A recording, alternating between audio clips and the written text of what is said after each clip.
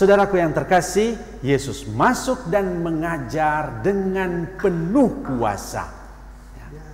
Kita sudah dengar tadi, Yesus memanggil sehingga mereka yang punya jalan hidup ke sana dipanggil untuk membangun jalan hidup yang baru. Yesus mengajar sehingga kebenaran mereka dapatkan, dan Yesus menghardik dengan penuh kuasa. Apa yang Yesus hadir? Hardik itulah roh yang membuat orang curiga satu sama lain. Roh yang menebar kebencian, roh yang membuat orang mau eksklusif, roh yang membuat orang hidup terpenjara. Itulah yang membuat Yesus mesti hardik roh-roh seperti itu. Supaya apa? Persatuan, persaudaraan, persekutuan keluarga Allah boleh terjadi, boleh dibangun, boleh terwujud dalam dunia ini. Karena Yesus datang untuk mewartakan kerajaan Allah. Karena Yesus datang untuk membangun semua yang terpecah belah menjadi satu. Yesus datang untuk membuat yang terserak dikumpul kembali menjadi satu keluarga anak-anak Allah. Kita dipanggil oleh Tuhan Yesus membentuk persekutuan semacam ini. Di tengah jaga jarak karena pandemi COVID, di tengah perselisihan karena ada roh-roh jahat yang membuat kita terpecah belah, di tengah hoaks yang berkembang yang membuat kita saling curiga, kita tetap cari cara untuk apa? Merekatkan hubungan satu sama lain, merekatkan hubungan dengan Tuhan. Di tengah-tengah pandemi yang membuat kita tidak boleh lagi berkumpul dalam rumah Tuhan, kita cari cara bagaimana bertemu, akrab dengan Tuhan lewat doa-doa keluarga, lewat live streaming, dan seterusnya. Ini supaya apa? Supaya persekutuan tetap terjaga, tetap berkembang menuju kesempurnaannya dalam persekutuan anak-anak Allah. Inilah Yesus mengajarkan supaya kita menemukan jalan membangun persekutuan di tengah-tengah harus jaga jarak. Yesus mengajarkan kebenaran di tengah-tengah berseliweran macam-macam berita yang memecah belah satu sama lain. Yesus mengajarkan kehidupan di tengah-tengah budaya yang membuat kita saling mematikan satu sama lain. Ya. Supaya apa? Supaya kita boleh dapat jalan, dapat kebenaran, dapat hidup dalam persekutuan.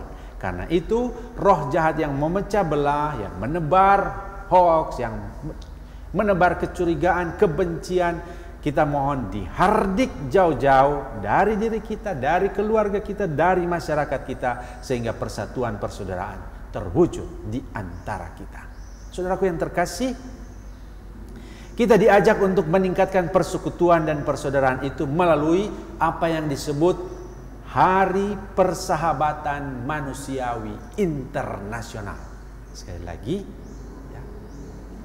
kita diajak untuk membangun persekutuan itu dalam apa yang disebut dengan Hari Persahabatan Manusiawi Internasional atau International Day of Human Fraternity yang diumumkan oleh PBB tanggal 21 Desember 2020 untuk kita rayakan setiap tanggal 4 Februari. 4 Februari menjadi Hari Persahabatan Manusiawi Internasional. Apa artinya Hari Persahabatan Manusiawi Internasional? Selain ini sudah ada Hari Persahabatan Dunia yang dirayakan beda di tiap negara, biasanya dibuat pada tanggal 30 Juli. Apa itu? Dengan mengirimkan kartu, dengan mengirimkan persahabatan, kartu-kartu persahabatan ke seluruh dunia. Sebenarnya ini setelah berbagai macam perang dulu, ya, lantas diusahakan oleh satu produsen kartu untuk menyatakan persaudaraan di seluruh dunia lewat saling mengirimkan kartu supaya luka-luka perang boleh terobati lewat hal sederhana, saling mengirimkan kartu. Ya, bukan hoax, bukan kebencian, tapi kartu persaudaraan. Itu namanya Hari Persaudaraan Dunia, 30 Juli, atau di India bulan Agustus dan seterusnya. Tapi yang kemarin diumumkan oleh PBB untuk mengajak seluruh dunia merayakan setiap 4 Februari sebagai Hari Persahabatan Manusiawi Internasional. Apa maksudnya?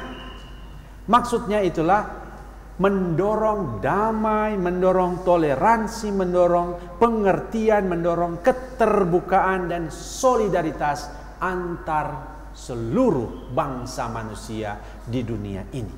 Ya. Karena kita mengalami bukan lagi perang yang seperti dulu. Sekarang justru agama menjadi alat pemecah belah. Justru agama menjadi jalan untuk membuat orang bukan bersaudara, tetapi hidup eksklusif, terkelompok-kelompok, dan di sana mulai datang itu kebencian. Dan dari sana ditebarkan itu berita-berita yang saling mencurigai satu sama lain. Dan 4 Februari 2019 dalam rangka 800 tahun ya, pertemuan persahabatan antara Santo Fransiskus Xaverius dengan Imam Besar Al-Azhar, dibuat lagi satu pertemuan yang bagus antara Paus Fransiskus dengan Imam Besar Al-Azhar Ahmed Al-Tayeb ya, di Abu Dhabi. Nah, mereka dua orang-orang besar tapi beda agama. Mereka dua orang-orang besar tapi beda latar belakang. Mereka dua orang-orang besar tapi beda ya, budaya. Tapi boleh bersama-sama, bersatu. Boleh bicara sama-sama. Dan pada waktu itu mereka mengajak seluruh dunia untuk hidup damai, memperjuangkan solidaritas, memperjuangkan toleransi, memperjuangkan keterbukaan, supaya dengan demikian dunia kita menjadi damai. Terinspirasi dari pertemuan dua tokoh ini, PBB mengumumkan setiap tanggal 4 Februari mari kita rayakan sebagai Hari Persahabatan Manusiawi Dunia. Karena apa? Kita beda agama tetapi kita satu, dasar manusiawi kita. Maka itu agama-agama ya,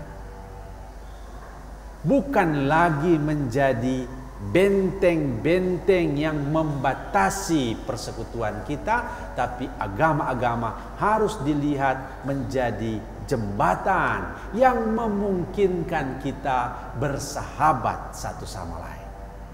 Agama jangan menjadi alat yang membuat kita terkotak-kotak, tapi agama membantu kita masing-masing untuk apa?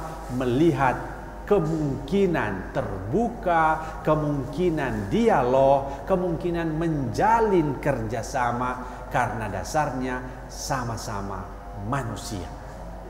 Dasar kemanusiaan inilah yang menuntut kita untuk terbuka satu sama lain. Dan kita hidup dalam dunia yang satu dan sama. Kita punya tanggung jawab yang sama untuk apa? Membangun dan melestarikan dunia ini. Hanya dengan persahabatan manusiawi dalam dunia yang nyata ini membuat kita mampu menciptakan dunia yang damai.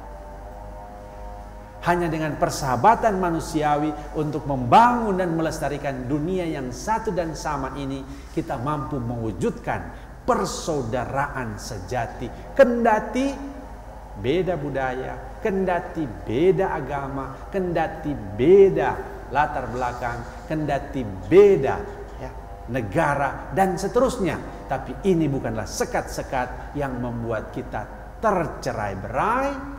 Justru sebaliknya, ini menjadi kekayaan yang membuat kita saling melengkapi, membuat kita saling memperkaya satu sama lain. Untuk apa? untuk persaudaraan sejati manusiawi di antara kita. Saudara-saudari yang terkasih, dalam rangka itu pula Yesus mau masuk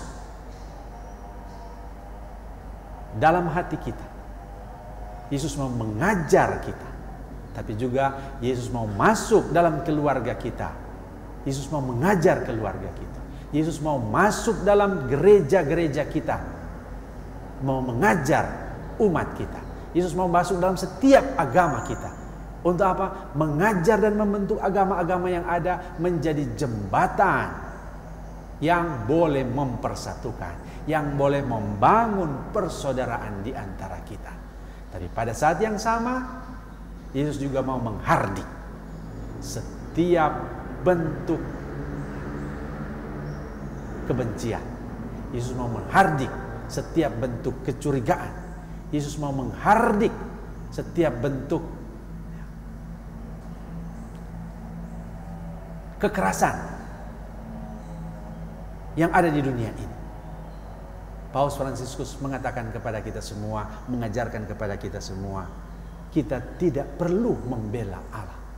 Allah itu sudah besar, Allah itu sudah luar biasa. Justru Allah yang harus membela kita. Karena itu dia mengutus Yesus putranya. Ada banyak sekali di dunia ini, karena mau membela Allah, dia rela membinasakan manusia. Mari kita bangun, kita wujudkan persahabatan manusiawi internasional ini dengan satu pandangan yang baru. Seperti para murid ketika dipanggil, tinggalkan pandangan lama, mulai pandangan baru. Kita memandang dengan cara yang baru. Kita bangun persaudaraan di antara kita. Kita bangun keluarga-keluarga kita, kelompok-kelompok kita. Bukan eksklusif tapi inklusif, terbuka terhadap yang lain. Melihat dan mengakui kekayaan yang lain. Dengan cara begini, persatuan, persaudaraan, tapi juga damai yang Tuhan janjikan kita boleh wujudkan lewat hidup bersama di antara kita. Kita lanjutkan sesudah yang satu ini.